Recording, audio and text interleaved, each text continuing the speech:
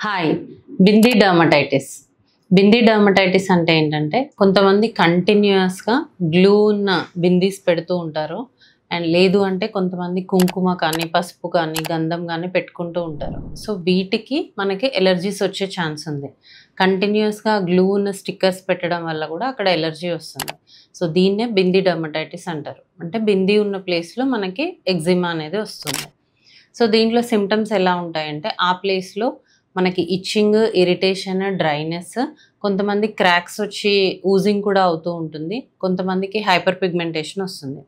So, ఇలాంటి కండిషన్‌ని మనం ఎలా ట్రీట్ చేసుకోవాలి అంటే ఫస్ట్ అగ్రివేటింగ్ ఫ్యాక్టర్ ఏదైతే ఉందో ఎయిదర్ బిందీస్ కానీ, కుంకుమ కానీ, పసుపు కానీ ఏదైతే ఉందో ఫస్ట్ దాన్ని యూజ్ చేయడం ఆపేయాలి. ఆపేసి దాని ప్లేస్‌లో రీప్లేస్‌మెంట్ అదర్ థింగ్స్‌ని మనం ట్రై చేయాల్సి ఉంటుంది. అదర్ బ్రాండ్స్ లేదంటే అదర్ కంపెనీస్‌ని మనం యూజ్ చేయాలి.